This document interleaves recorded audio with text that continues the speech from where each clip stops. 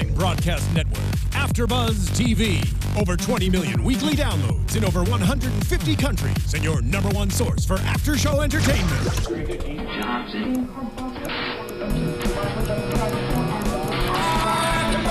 AFTERBUZZ TV, the destination for TV superfans, producing aftershows for over 300 of your favorite TV shows, interviewing celebrities and showrunners, and bringing you behind-the-scenes exclusives. All thanks to E! Entertainment's Maria Menounos, producer Kevin Undergaro, and internet leader Akamai.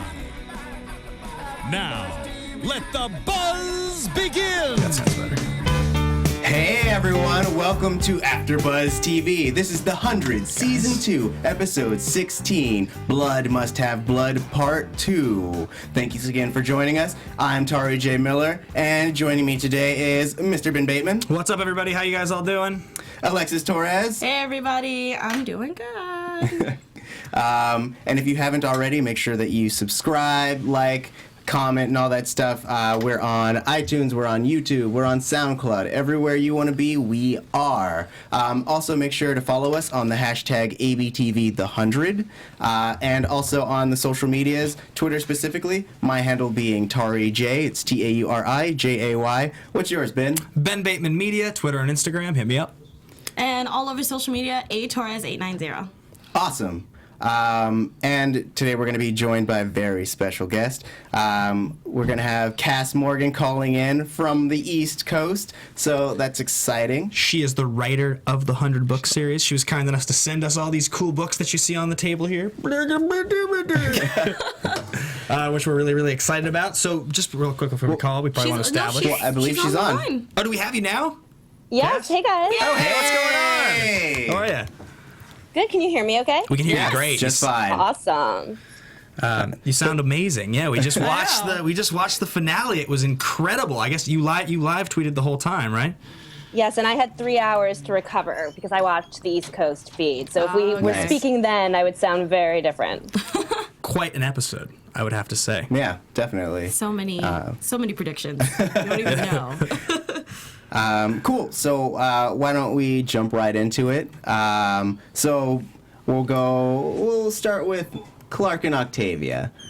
They finally came together after, the stunning end of the last episode. We get Octavia not knowing what's going on, Clark still in shock. They come together and they have a kind of a tizzy. They're arguing about Clark being essentially seen as the savior, whereas Octavia has done the work to integrate herself with everyone else. I mean, what do you guys think about that?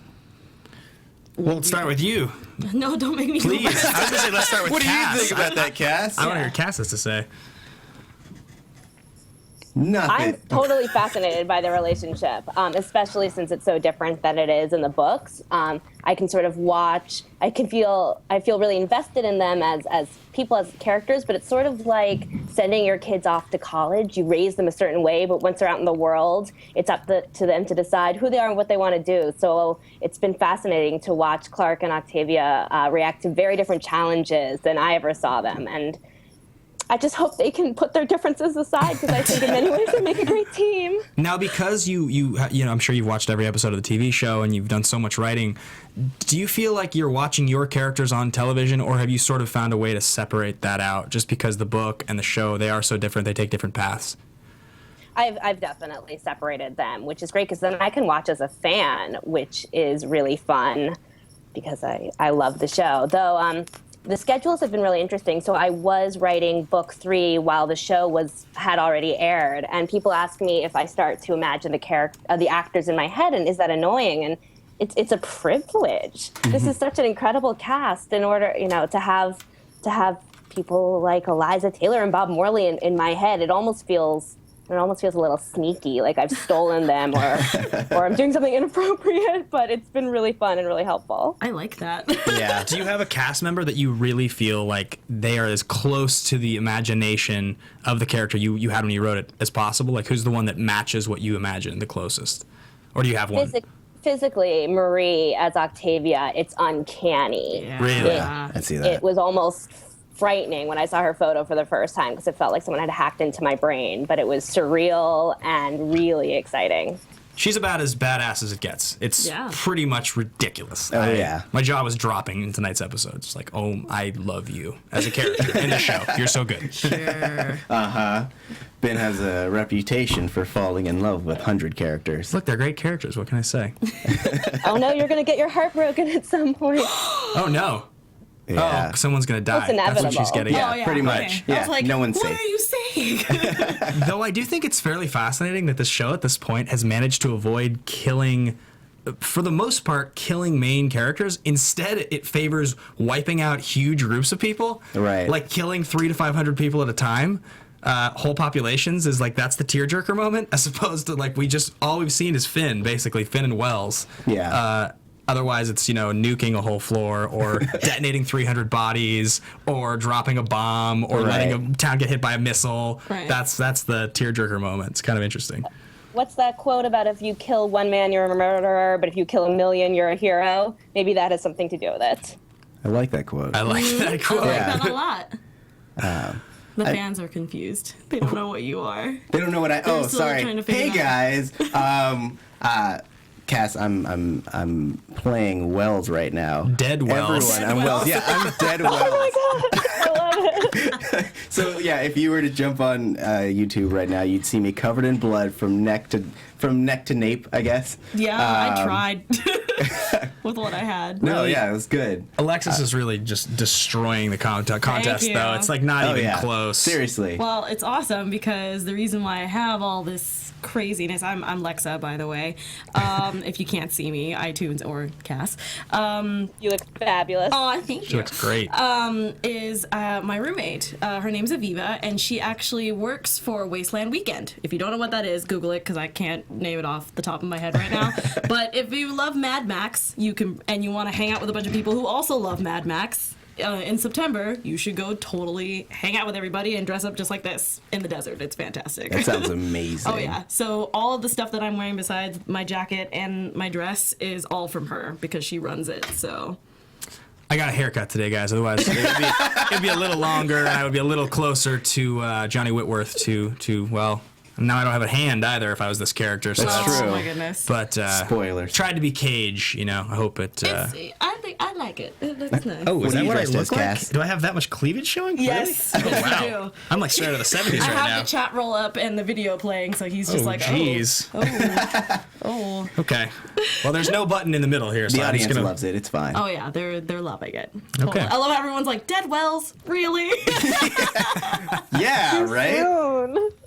Too soon. Too soon. Hey, every day I pour one out for him just because it was the biggest bummer when he went away because he was my favorite character. He was super stalwart. Like in a traditional series or book, he would most likely be what Bellamy is. It's like he's the second fiddle, but he's also the moral compass. But he died in episode 4, and I cried. I know.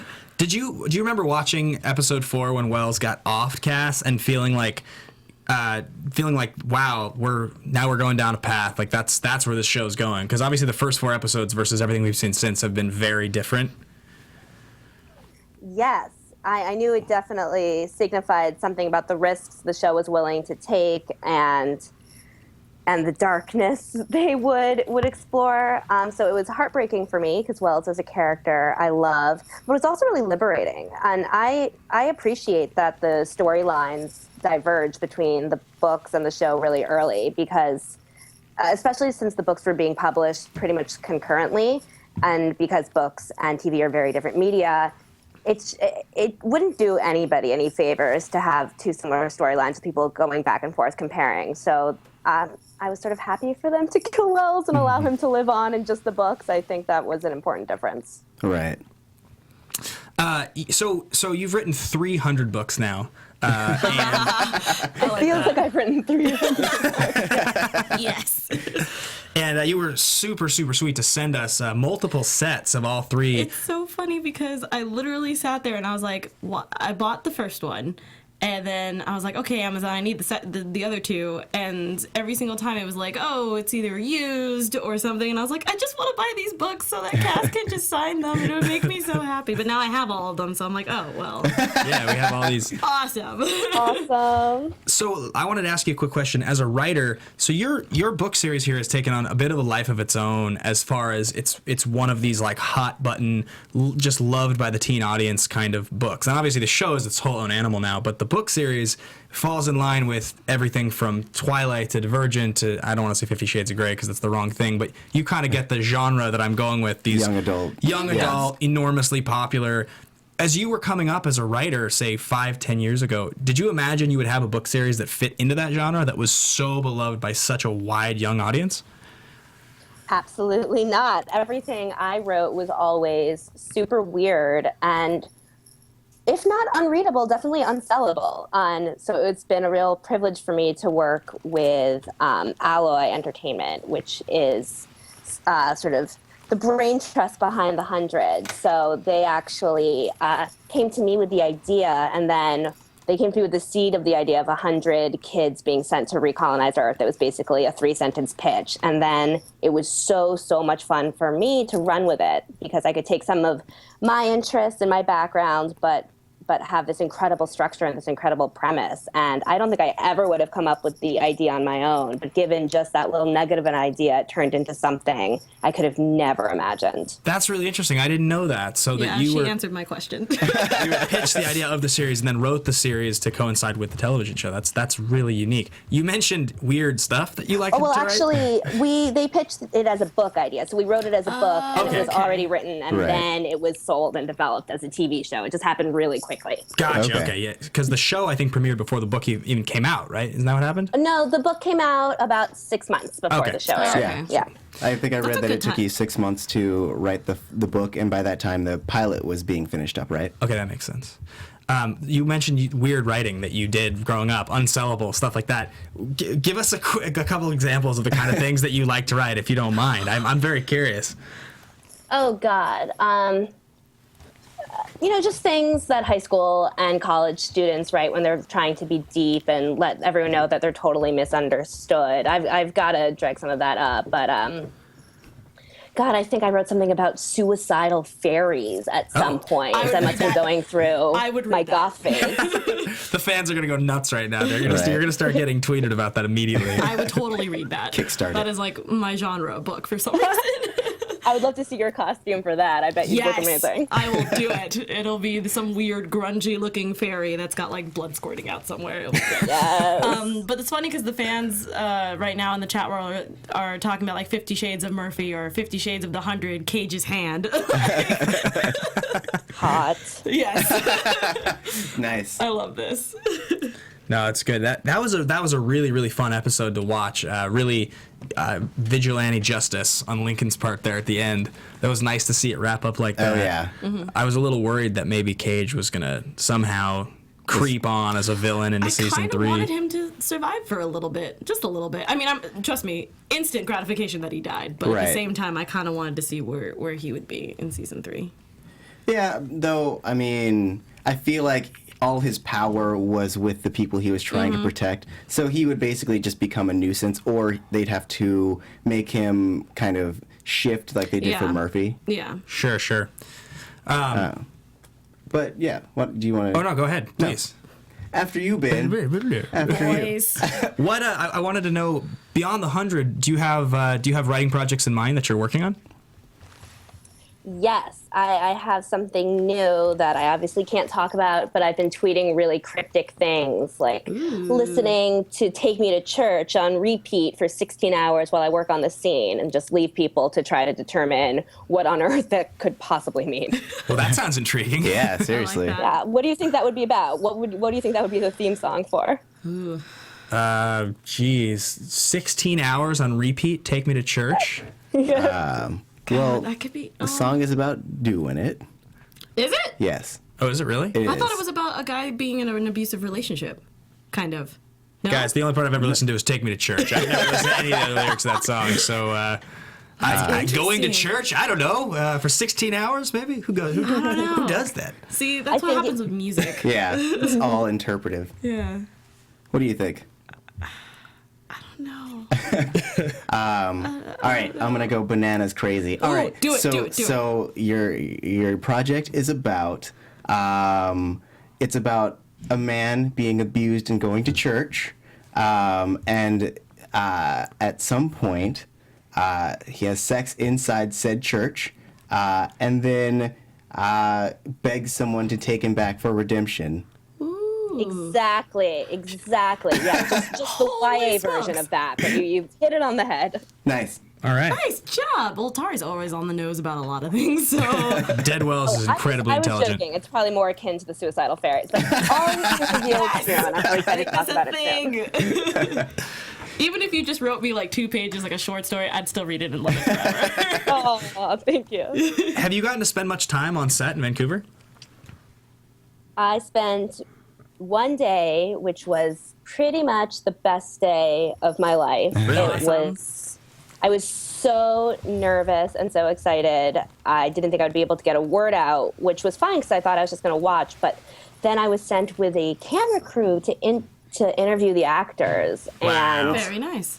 when I landed at the airport, I assumed I was going to be taken by Border Patrol because they would assume I was smuggling drugs or something because no one else would be that nervous. And how can I explain, no, I'm nervous because I'm interviewing the actors in the show based on my book. It just sounds like nonsense. But it was just magical. They film in the most beautiful location and driving up the mountain in this forest and then seeing a crashed spaceship. It was surreal. Doesn't even begin to encompass it. It was incredible. That's pretty wild. And you were physically, you were meeting the people that physically embodied these characters you had created in a lot of cases, right? I mean, yeah. And I don't like to overuse the word literally, but it was literally stepping into my dream. That's so cool. yeah, that sounds absolutely amazing. Yeah. Do you have a specific writer that you feel like you've drawn the most inspiration from for this material for the 100?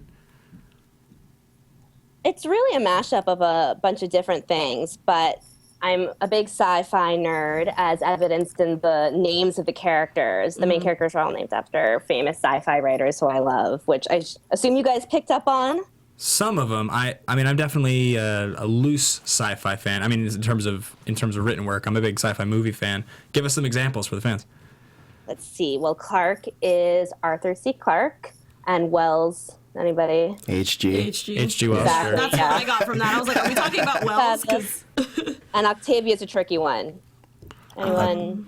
She's Octavia Butler, who's sort of like a feminist sci-fi writer that I like. Okay. Nice. Yeah. Yeah, that's And Bellamy is Edward Bellamy. And then there are minor characters in the book who aren't in the show, and that's where I gave them the really wacky sci-fi names. Ooh, There's a sweet. Huxley. Right. Yeah. I think I want to sneak a Bradbury in at some point. Nice. It was something to look forward to. Yes. Sci-fi question: Star Trek or Star Wars? Oh, I knew you were going to do that. Did you have that one written down? I'm sorry. I kind of did. Well, I would have said Star Wars until about 10 minutes ago, until I saw William Shatner tweet just one word, and it was Bellamy ! And my allegiance shifted in that moment. He's a huge fan. He's Yeah. such a big. I see him He live tweet tweets all the every time. week. I really want to reach out to Shatner and see if we can get him in studio for like the kickoff for season 3. Oh the my wackiest God. guest on earth. I mean, it's such a strange person to have tweeting about the 100. Like, I would never expect William Shatner to be that guy that was tweeting about It's the like 100. something out of like a Family Guy sketch. Like, it's so Totally. surreal, but Definitely. it's fabulous. Yeah, no, that's really, really, really awesome. Well, Kass, we have a bottle of champagne here that if you were here with us, we would be sharing with you, and we're gonna pop it in your honor. These guys are getting nervous because I'm unwinding it, and we're in a TV studio. I'm fine. I'm stalwart. But you're gonna hear it, Really? Nice. and we're popped. And in your honor, I'm gonna pour this out because we are so. Oh, cheers, guys. Pour one out for Wells, too. I just gave Tauri the foamiest glass ever. Yep. See if there's any less foamy. Probably not. It's still really foamy. Oh, yay for foam. It'll settle. Makes lattes So It does. I think that'll conclude our portion. But so thank you so much for talking to us. Yeah, definitely. We are gonna Thank you for having me. You're amazing. That's all I wanted to let you know. Yeah, and please, we would love to talk to you in season 3 when we see more crazy things revealed. We're cheersing and taking a sip in honor of you and the end of season 2, an amazing season. So congratulations on a wonderful book series, and we look forward to talking to you again next time. Thanks so much, and I look forward to coming back when you guys are dressed as sexy robots from the future. Oh, It's gonna happen. So I've you already mean got my every Thursday? costume. It's a clue. I've got a costume already in mind. All right. Thanks, Cass. We'll talk to you soon. Yeah. Bye. Take care. That was awesome. All right. Well, that was Nice. amazing. Yeah. I loved it. All the ideas right there. So yeah, now I guess now we can Yeah. traditionally kind of recap the episode. Please. How do you go back to that? I'm taking this off. It's itching my neck. Do But it. anyway, All go right. ahead. All right. I'm listening. No, I'm going to talk while you do that, Yes, so please. that the camera is all on this guy. How you guys doing? What's up, I feel like- What's up, Dead Wells? I'm just gonna call you Dead Wells for the rest of the episode. Yeah, go for it. as I'm you call me dying to hear Commander. you say it. Anyway. Oh, jeez. All right, so, And what was yeah, we can throw that on there. Since we're in a transition, I'm going to talk to you about iTunes really quickly. Yay! So, also, and YouTube and SoundCloud. Make sure that you subscribe and you like and you also comment and keep track of us all throughout. Go on and also, if you haven't already, give us a rating of 5 stars or 4 stars or whatever you feel like we deserve. I think we're doing a really good job personally. yeah. And if you agree, throw on some stars in our iTunes and then give us some thumbs up on our YouTube. I know that one of our commenters was a little upset that we don't give the YouTube as much credit as we should, and I do, and I feel like we are really good about going on the comments and responding to you. But the next time that we do this, season 3, we'll make sure to throw out some YouTube comments as well. And really quickly, just to point out, I know we had talked a lot last week about a specific fan getting a call in. So that specific fan, we talked about it, and we decided we needed to honor the show mascot, Jill. So Jill Bauer, at the end of the episode, we're going to cue you up for 5 minutes if you're available. I'm not sure if you watch us live or if you watch it afterwards, so you might be tearing your hair out if you watch this after it goes live and see this at the end of the episode. Terrible. But that's what we're going to do at the end of the episode. So in the meantime, let's get back to just dissecting this juicy finale. So much to talk about. It's a big one. I know, so much. So yeah, everything takes place inside of Mount Weather. So let's start in Mount Weather, guys. I love that we get the reunion of Bellamy and Clark and Monty, Jasper, Octavia, all of them together again. Some of them for the first time this season. This is the first time that Octavia has seen Jasper and Monty. She's been apart from Bellamy for a majority of the season. So I thought it was a really good moment getting there. And I thought it was also funny that they immediately split up. I know, Yeah. right? That was the first thing I was like, why would you do that? Horror movie 101, don't do that. Because we need multiple storylines going on. But it made sense because there was a lot of jobs that they had to do. So Yeah. it made sense. I thought, I really like the scene between Eliza Taylor and Marie. I always say her Agveropoulos. Do we know? I'm not even gonna try. Does anybody know this? Nope. Just like that. Agveropoulos?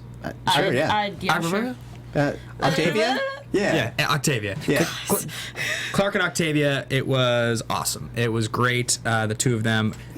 But I do think I wanted to point one thing out. So, though I do think that Clark Eliza Taylor has done an amazing job. And I say this, I've said this a lot of weeks, like, I really, really think that she's come full circle as just a great leader of the show. And I say it every single week, it's but very difficult. I feel like in this episode, though, she really, really brought it out, though. Oh, yeah. I feel. And there were some great moments, but I will say this. What? From the first moment, and I said this on the first episode I did with you, you see Marie and you see Clark, and you're sort of like, well, it's the first episode of season 1. I'm sorry, no, not season 2. Yeah. And you're like, well, okay, this girl is the lead, but this girl is like the, you know, super smoking hot, like other female lead. And usually with most of these shows, there's 2, so one of them will end up being the most popular. But as the show went, they really didn't do much until this season to push Octavia. And I genuinely felt like tonight watching this episode, I was like, well, yeah, like Clark's the strongest character. She has to shoulder the responsibility, but like that's the coolest character. Like they've made Octavia the coolest. They've given her the best arc. She's a total badass. Right. She's like a grounder and a tree. Like, I mean, she's everything. Yeah. Yeah. I mean, the thing is funny that it took so long for it to come around, but I genuinely think that that's what happened. I think she's the easiest to like character in the show now. Right. Yeah. And go No, ahead. I was gonna say I didn't even really notice how long it took, to be honest, because it was so well developed and full of detail and things like that. And that's why 2 I liked. years. Yeah, and that's why I liked her arc, was because of the fact that it wasn't kind of rushed or anything. Yeah. Like we already knew that Clark was going to be a leader in some way, but I feel like her turnaround was kind of fast. You can yell at me for it, whatever. Yeah. But that's how I felt about it. I mean, we all knew that she was a strong character.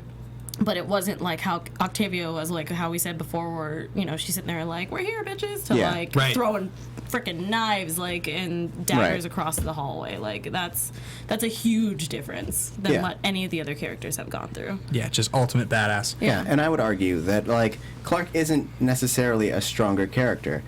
Clark was kind of forced into a leadership role, but True. Octavia took it upon herself to try to take on more responsibility, to try to integrate with the grounders and everything. Like, if anything, though they started on different paths, like she's been far surpassed by Clark has been far surpassed by Octavia. Like, we see it in the moment that she's sitting there talking to Jasper, and she's like, "You can't worry about things you can't control," whereas on the other side of the building, we have Clark freaking out. Yeah. You know? Yeah. Yeah, in a really like sad and just intense way. She kind of falls apart, really. Yeah. Weirdly enough, and she kind of wins.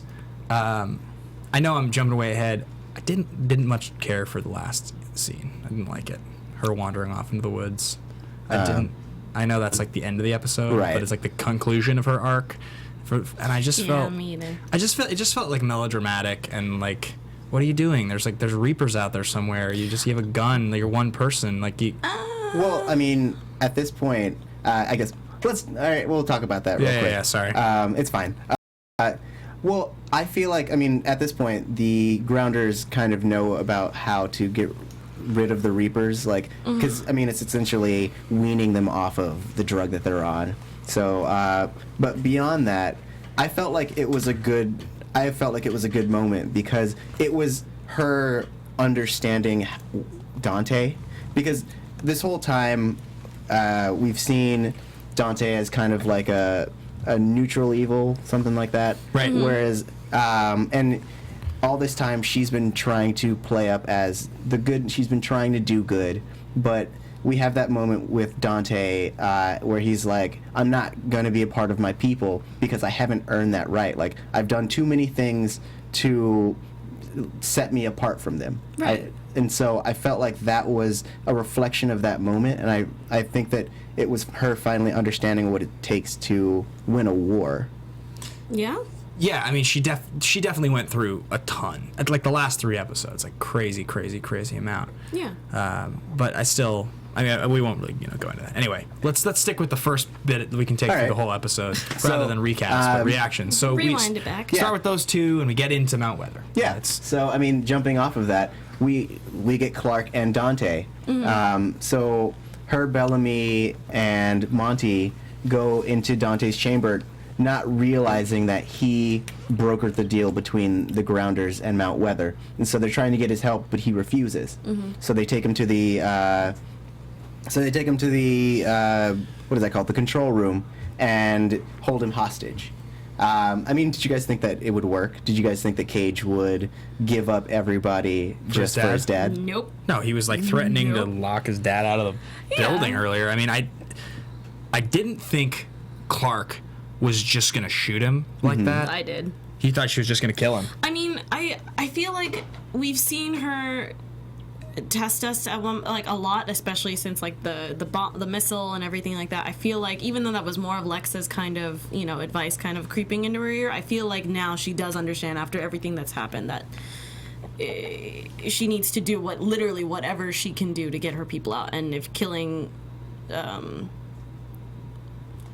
I'm trying to remember his Dante. name right now. Dante, thank you. I was like, Cage, no. President, no. His dad. Wallace. Yeah. Just say Wallace. You'll always be safe. white dude. Oh, Wallace. Yeah. Dante, it was going to get her at least closer to her goal. And as soon as she pulled her gun out, I was like, she's going to kill him. Yeah. That's going to happen. I thought for sure that she was going to do it right away, not kind of like, don't make me do this kind of thing. Right. I definitely thought she was just going to be like, he was like, oh, you don't have the guts. Bam. Dead. Yeah, I mean, definitely. And then for it to go from that to you still aren't going to give me what I want to I'm just going to irradiate the level and kill everyone. Yeah. I mean, I said this to Cass, but I think it's really interesting that that's the 4th time in this show's history in 2 seasons that, like, I don't know like what specific number, but like seemingly like a couple hundred or more people have died in one scene. Yeah. Which is kind of fascinating that they're more willing to. And I mean, I remember noting the first season, like when they offload the 300 people, it's a big moment. It's a big risk the show takes where you're like, they're not really going to kill all these people. Right. Then they do. Then they kill. I mean, it's not as big of a deal when they kill all the grounders at the end of the season. Yeah. But then you go a little further, and it's like you drop a bomb. Now, the kid you're supposed to sympathize with, the little kid whose dad, who's Lovejoy, they didn't show him. They killed Lovejoy's son. Yeah. All those little toddlers died. Yeah. I mean, Yeah. that's like pretty heavy stuff. More impactful, I think, than even if we were to have lost like Abby or Raven or any of the characters that were threatened. It would have been painful, but the idea of killing children and women and innocent people, Yeah. large groups of them, Yeah, I mean, it's pretty at the impactful same, stuff. But at the same time, I feel like how we've talked about before, it's just war. There's always going to be casualties, whether it's children, you know, or anything like that. So I Right. feel like that the finale really showed that it's not the main people, like, you know, that usually get hurt. It's usually the people who get caught in the crossfire, which Yeah. was sadly enough the kids and everybody in that room. Which I was laughing because we were pointing out when we were watching it that CW didn't show any of the kids' bodies. It was just the adults. Just the adults. And the soccer ball. What? Yeah. Even just the thought of it is like kind of unsettling. It It's is. interesting. I mean, I did like at the end of all that. I thought that the full interaction when Clark says to Abby, she says, "I tried to be the good guy." Abby says, "Maybe there are no good guys." Yeah. I like the whole interaction, but I especially like the first line. The second line was a little too like tie a bow on it. Yeah. It's fine. It's like she might have said it just to make her daughter feel better or whatever. But the first line, I just loved Eliza Taylor's performance there. Yeah. I really liked it. She's just kind of upset, like, I've gone through so much. I can't believe I just had to do that. Right. Yeah, I tried my best. It didn't work. Yeah. So I killed Lovejoy's son. Just him. Yeah. No, specifically him. He was crawling around, and then she came up and Come on. Oh, why would you do that? Come on, Dead I Wells. had to. I'm dead. I could do what I want. Speaking of, where do you Yes. guys think? Oh, that's more for predictions, but I noticed that he's not dead, so I would like to talk about that. Oh, Predictions. you mean Wells? Jaha? Wells is definitely dead. Yeah. Not Wells. You mean my father? Sure. Jaha. Yeah. Meanwhile, during the irradiation, we have Octavia, Jasper, and Maya hanging out, planning on killing Cage. I have a side thing about this. Do it. In that, so Octavia was Jasper's love interest the first season For Right. like a minute. for a good amount. It's a good amount. Yeah. Was it? Yeah. I thought it was like a couple episodes. No, it was like a he spent- majority of the season. He spent a lot of the time trying to impress her and trying to like Right. And then be when cool. and then when Lincoln came into the picture, he was still kind of trying. Yeah, and but then he knew just he kinda, was- Yeah, no. yeah. He was Come on, this is screwed. Ricky Yeah. Will we're talking Seriously, about here. The guy no who loves one can chocolate be- and Guy's a looks like charmer. that. Guy's a charmer. So, I mean, I thought it was interesting having what one could consider an ex-love and a, like, your current love Yeah. in the same room, and that whole dynamic. It never showed, and it was never a thing, but I thought that was interesting. It was. I think it was indicative of how far as a group they've all come. Like, that's like high school, and now we're in the war. Like, that's, you know what I mean? Yeah. Yeah. It's kind of like, oh, I had a crush on you, and we were running around, and it was really fun back then. It's like, we're gonna have to murder a couple hundred people right now, Yeah. and you've slit Yeah. a bunch of people's throats. You just did it just a second ago. Yeah. Or no, it was a second after. But like, that's I think the comparison. It's interesting that now,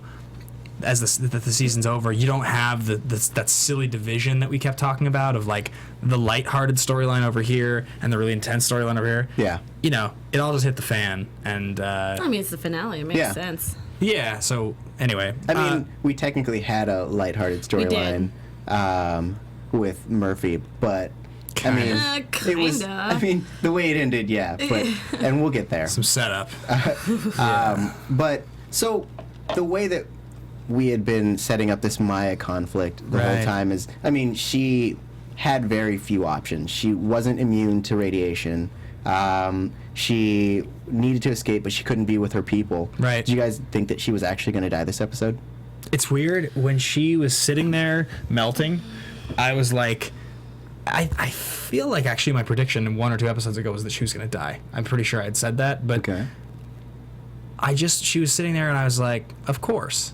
That was how I felt as I was watching it. I didn't feel surprised at all in the moment. I was just sort of like, yeah, I mean, obviously, you tie a bow on it. Like, this is a character that was introduced early on in the season. Mm-hmm. She was supposed to be a driving force behind a lot of what Jasper did. Yeah. So she was an important piece of the Mount Weather storyline. Mm-hmm. And she, just like she said last episode, there's no option.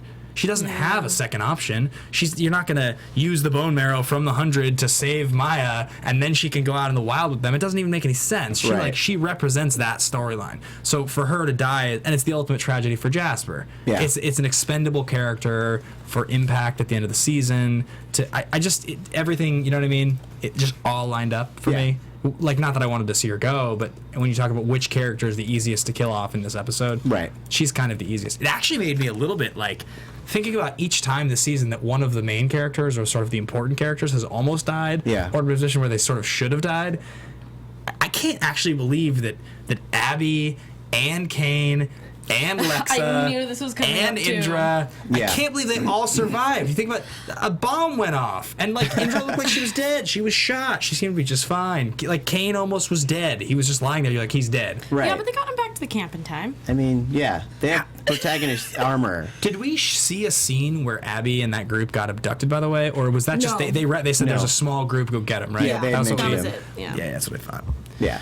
So because they were the ones still left in Tondisi. Yes, and I'm actually really glad that they weren't dead, but at the same time I totally understand where you're coming from, where I kind of wanted to see a major character besides just like Maya or Fox or whoever passing away in some shape or form. They have a hard time doing it now, I think. I think they've established a big connection with a lot of these characters. Can I ask a question? How do you get drilled into your leg and like...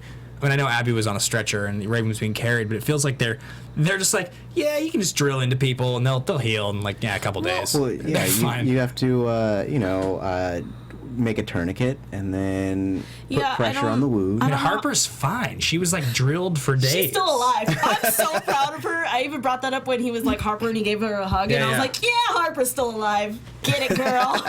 She's a tough one. She's a tough one.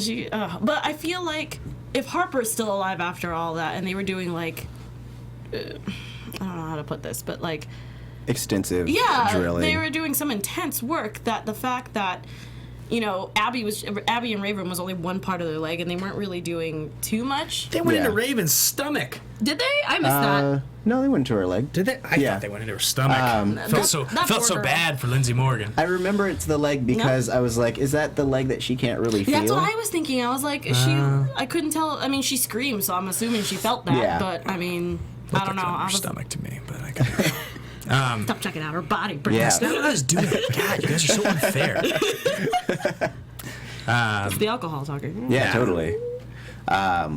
But anyways, so we get that heart-wrenching scene with Jasper, and I thought it was more sad because, or I guess sadder is the word I'm looking for. I thought it was sadder because this is his first time seeing Clark since she left Mount Weather, and he had so much faith in her. Yeah. Like every time Clark will show take care him, Clark will do it. Clark will save us. Clark will this. Yeah. And then just to have him lying there or sitting there with the woman he loves in his arms, dying because of her actions, was a great moment / heart-wrenching thing to have happen. Yeah, and just thinking about it, just in general, it was it was just so hard. Especially, he even got mad at Monty. He's like, "What did you do?" And he's just like, I'm sorry. Yeah, I just did what I was told. Yeah, I mean, again, I feel bad because I feel like Clark literally had no choice, but at the same time, I feel like if there was more time, we could have figured out a better way instead of just killing innocent civilians. But again, I feel like it was she was on a time constraint, and sadly enough, Maya was in the wrong place at the wrong time. Yeah. Right. So Unsavable, we'll say. yeah, she was the sacrifice that we always bring up all the time in the show, and I it sucked because I did like Maya. She put all of her 110% into saving these guys, and she ended up dying in the process. It was sad. I was pretty hurt by it, but at the same time, I feel like she would be proud because the fact that she did help them. They technically got out. Yeah. So she just couldn't get to. I mean, I don't even know if she would have been able to survive on the outside anyway. She wouldn't have. Yeah, so she knew. I mean, yeah, she was already dead from the moment that everyone moved to Section 5. Exactly. Right. So I feel like she knew, but yeah, for Jasper's sake though, that was pretty tough. Right. I really am enjoying watching the parallels between this show, the most probably overall like popular People in a Strange Land show, Lost, ever, and then the current most popular show on television, Walking Dead, which are all three have similar elements. Right. I think it's interesting that there are similar themes that go through all three shows, and just how they like to borrow from each other, and the kind of, it's like I feel like I'm watching not recycled, but like, oh yeah, I've seen this before. Well, yeah. Yeah. They're Yeah. tropes. Yeah. Yeah. And I mean, we'll get to it with Murphy, but there was like some pretty obvious Lost references in that whole section. Right. Is there anything else we're missing in Mount Weather and Clark and all that stuff that was huge? I mean, nothing grand. I mean, we had the scene where Kane was. I mean, if we're going to rewind, we had the scene where Kane was pleading with Cage, Right. saying that they would have donated their bone marrow. Or at least Just Kane bargaining. moved. Yeah, which I guess brings up a question that I wanted to ask, Ooh. or at least I wanted to put this on the table. In that We don't have this any room. episode, it's fine. I'll put it right here, right next to my glass. This whole episode, I feel like, basically told us that all of this could have been avoided if Nice. if everyone on each side would have just took the time to talk to one another. Mm-hmm. We've lost so many lives. Everyone's gone way beyond what they thought they were capable of in terms of the darkness in which they allow themselves to go into. Mm-hmm. But in the end, there could have been diplomatic solutions to everything that happened, but everyone saw the other side as an offender or an other, for example. Yeah. You know, like the way that Mount Weather referred to the Grounders as savages and that whole thing. Yeah. And I feel like that's sad, but I feel like it reflects how we see each other Of course. and like how wars are actually done, because it's not. It's always a war of ideals. It's I believe this, so I'm going to kill Right. for it. You know, It's never black and white either. right? Yeah. Any war, yeah. Yeah. I think that is really interesting. There were probably better solutions that we could have gone to. We just once people start dying, once there's emotion that clouds those decisions, I think that's what a lot of these characters. I noticed we haven't talked about Bellamy at all this episode. I don't think we've even brought his name up. I mean, what do we think now? Now with his arc, he's come like a long way since two chicks, two guns, my tent. Yeah, yeah, that's true. I feel Yeah. like he's definitely gotten into hero mode. I feel And a little, we didn't even talk about the almost Bell arc that we got at the end. there's a lot of Bellark mean, in there the was- last like 20 minutes of this episode. Yeah. I mean, there was a feel. huge one though at the end. We got a cheek kiss. We didn't get a lips kiss. We got Yeah. a cheek kiss. No, I think Clark needs to pump the brakes on those lips because she's just making out with everybody. Everybody. Yeah. Everybody. She just had her heart broken, Ben. Come on. And she just saw a lot of death. I don't think she's ready to start. She's not ready for that. She told Lexa, Yeah. Okay. Seriously. just get off her, guys. Give her some time. She's got to go wander the woods with her handgun first. Yeah. But I definitely didn't think that Bellamy was going to go be on Clark's side because I felt like he was kind of fighting her the whole time. And then at the very end, he's like, what did he say? That was such a great line. He said we'll meet again, right? No, not the very end when he puts his hand on top of Clark's hand and they Oh, pull. I think together. I think is what he said. Yeah, something Yeah. like that. And then the fact that he just realized he's like, I do anything for my sister and for our group, so Yeah. we'll kill everybody. That's fine. Right. So I liked that. We're heading ourselves into a pretty interesting place. Here's the question I have for you guys. We've talked all season about how the kids are in control and the kids really are the leaders. How are the kids not the leaders now? Like, you go into season 3 and what do Abby and Kane really have to say anymore? Like, Clark 100% is the leader. The kids 100% call the shots. If the adults even begin to try to assert themselves as leaders, I'm just going to be like, you guys are ridiculous. Nothing you do works. They saved your life multiple times. Yeah. You know? But Clark is gone now. Which, again... Where's she going to go? That's my first question. I was like, where are you going to go? I get what you're doing. That's fine and all. I understand that you need to take some time. You've been through a lot. Cool. Go walk it off for however long you want to. But, like, where is she going to go? Really? Look, Lexa, getting emotional is not a good look for you. I just want to know where my baby is. Let's just save this for predictions. And dead wells, you're dead, so you have no life. I care about Clark. I've always cared about Clark. I can still think with one hand, guys. You want to fight about it? We can fight about it right now. I'm dead. There's nothing you can do to me. Yeah, that's true. So you're dead to the audience, so I mean, really. I know! I mean, that was like the utter betrayal. Like, thank you, Lexa. So awesome. So we should probably get on to Jaha and Murphy, right? Yes. I just want to talk about them just a little bit. Yeah. So we get them in a boat, and they're like, I love that Jaha was essentially just, if you weren't useful to him, he's throwing you overboard. Oh my god. Right. And there was a giant, was it a leech? Leech? Yeah. Some weird leech. Did anybody else think of Tremors? Because that's what I thought. Yes. Especially when it like gobbled him up. Yeah, it looked like Tremors, but in the water. So you like, guys didn't think it was a water sarlacc? Star Wars? Nice. Yeah. It was a little bit of a water sarlacc. Its teeth looked like that. That's what I thought. I mean, sarlaccs are stationary creatures. So even if it was in water, it would be at the bottom of the sea. Get out! No, I'm just kidding. To me, it kind of looked like crap. That's it. It was a trap. It was a trap. Jaha's crazy. This just in, guys. I was right. He's the villain.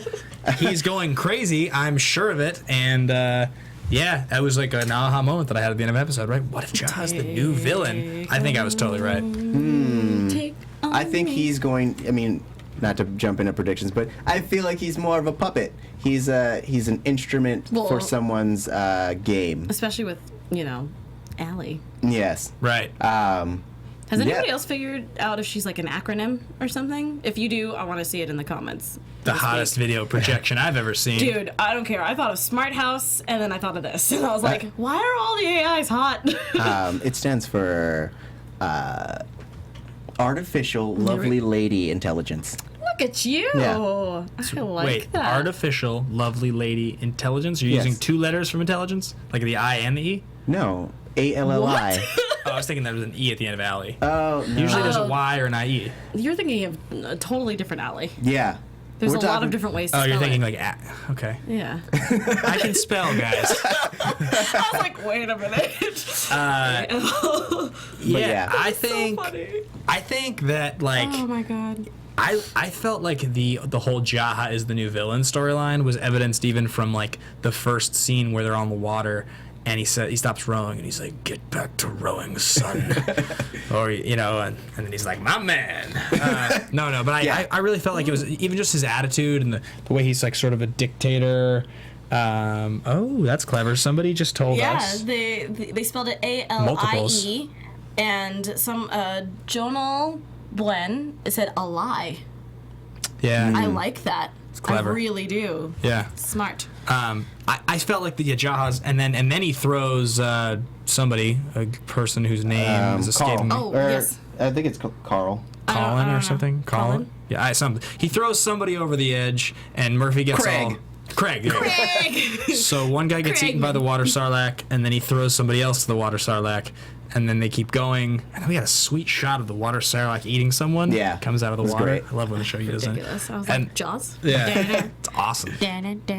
I'm glad that existed, mostly because I was like, how come we haven't seen anything mutated since the deer? Yes. And I guess that one mutant guy that hasn't been explained yet. Yeah, I was like, so are we just gonna pretend like that never happened? Yeah, no. I was gonna come as that guy, but I ran out of the makeup. I'm sorry, guys.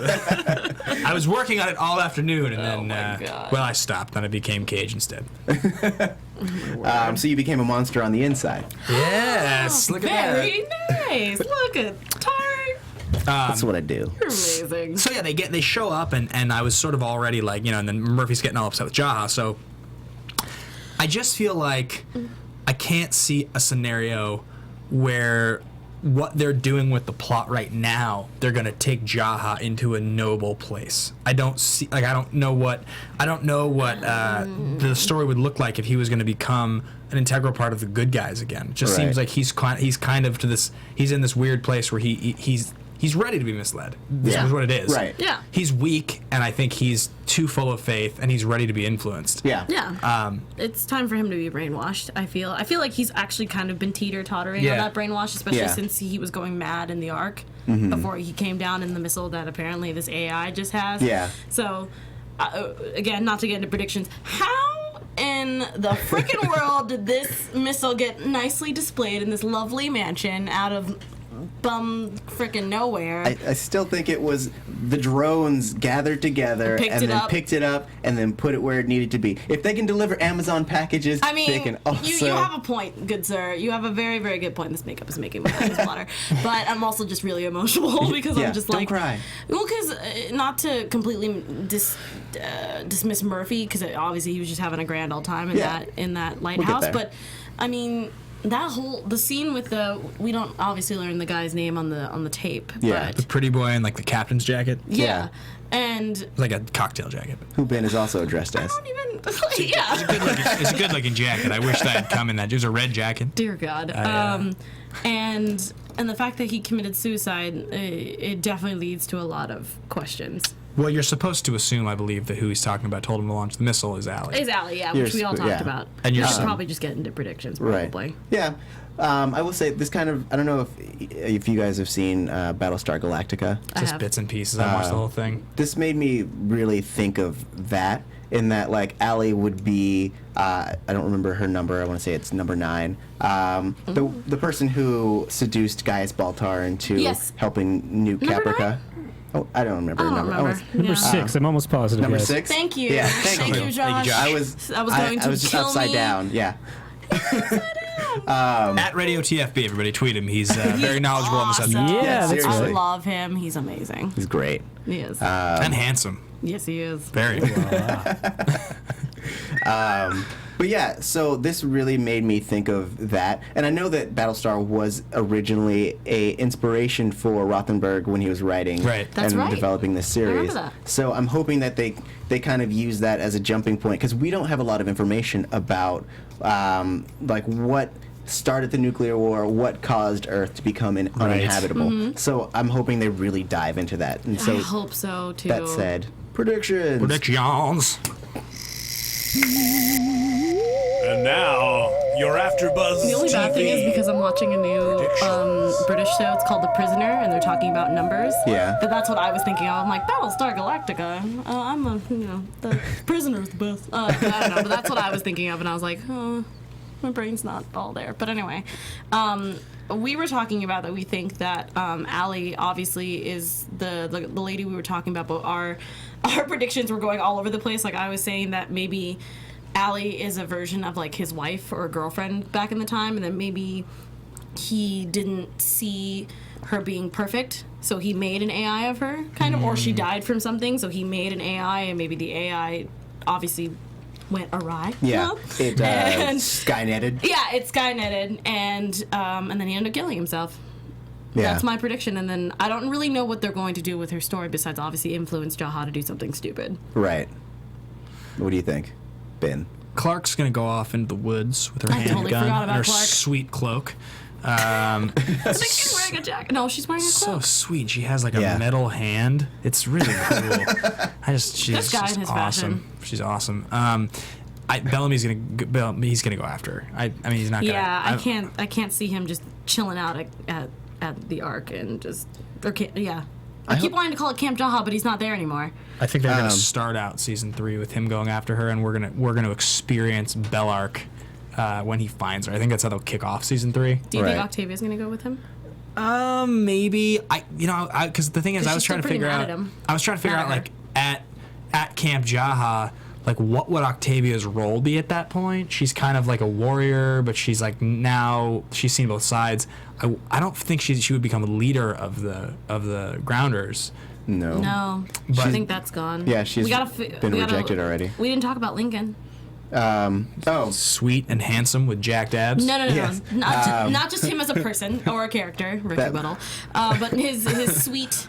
His sweet vengeance, moments. because I definitely thought that he was going to go back to his ways, for Yeah, sure. right. And then he obviously picked up the sword and cut up, Star Wars. Because I thought maybe Yeah. he was gonna. I thought maybe he was gonna reach for it, and then Octavia was gonna kill Cage. Nah, I didn't think that, or Jasper maybe, but no, Yeah, I something. knew that Cage was going to die, but I didn't think it was going to be, like I said, the Star Wars thing where it cuts off his hand and Yeah. then go from there. And you know what I mean? Gives him the drug.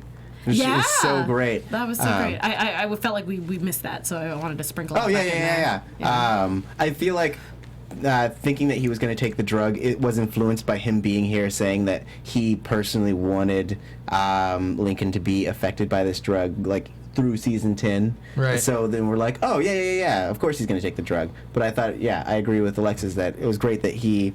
Had a really great moment, a great line where he's like, the first one's always the worst, because that's what Cage said to him the first time he Right. got it. Yeah, which I thought was perfect. Yeah.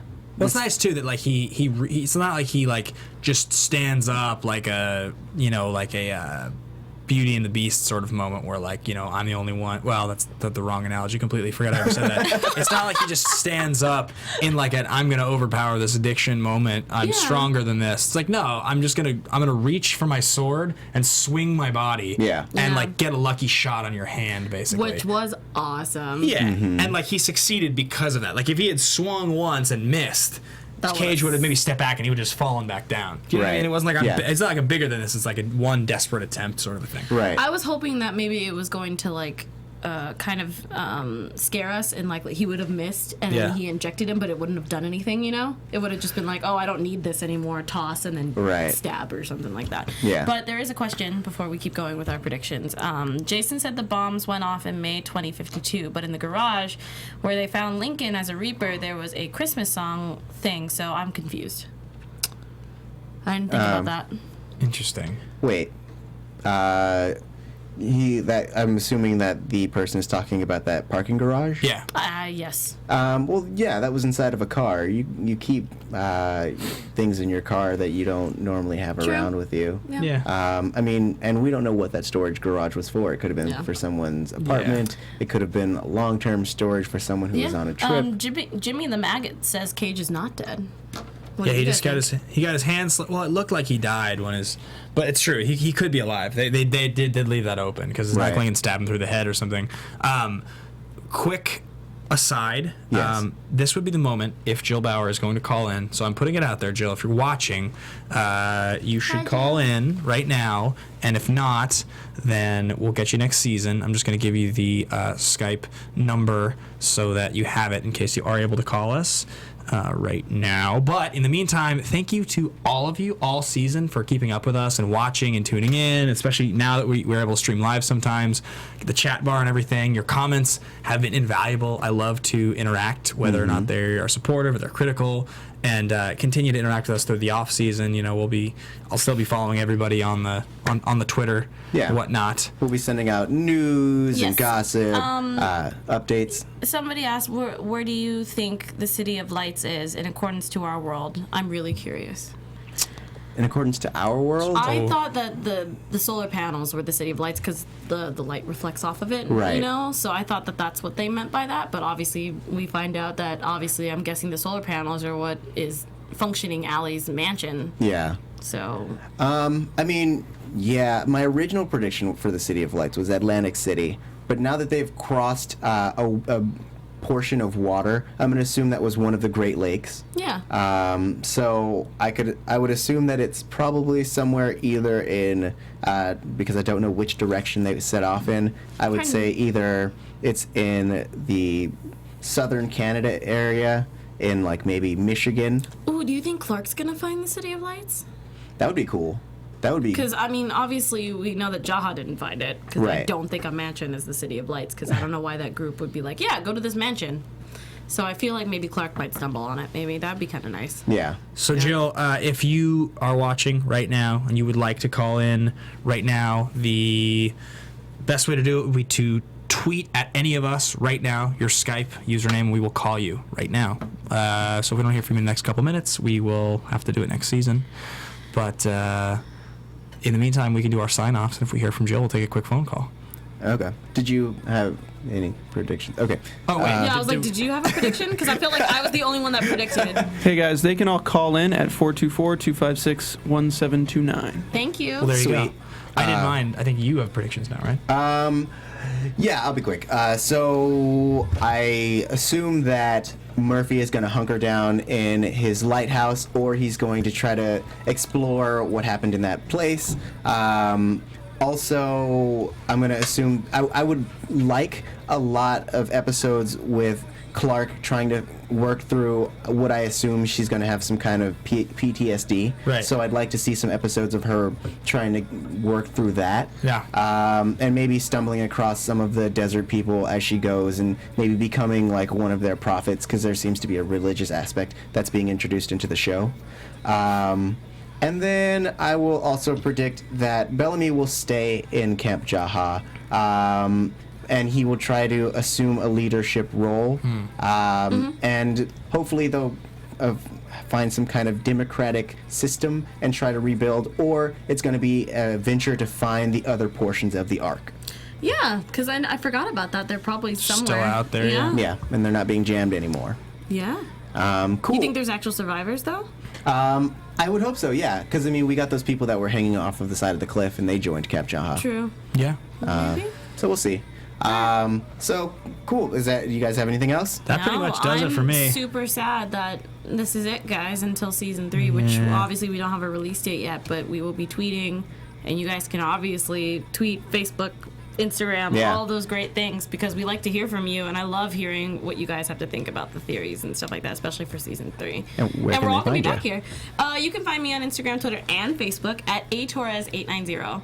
I'm Ben Bateman, and you can find me at Ben Bateman Media on Twitter and Instagram. Hit me up anytime you want, 24/7.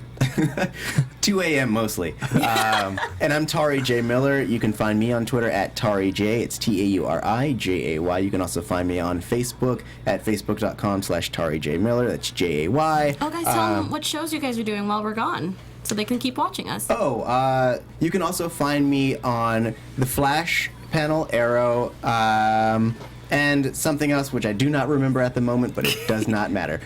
Find me on AfterBuzzTV.com. Ben? I do The Americans, FX The Americans, on Wednesdays at 8 o'clock with Radio TFB, our buddy Josh, who's in the booth.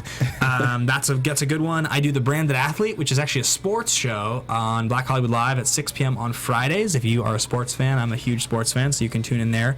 And I will be doing a series of 30 for 30 AfterBuzz recaps, the ESPN films, periodically over the next 6 months, doing a bunch of those. So that's what I do here. Nice. And you can also find me all over AfterBuzzTV.com at Face Off, which is the makeup show. You can also find me at Castle, which I think might be ending soon, but still would like for you guys to come and join.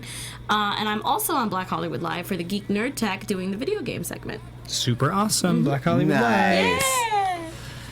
Yay. Oh, sorry. You can always hang out with me on Fridays. Oh, yeah, no, totally. I'm going to do that. Yes.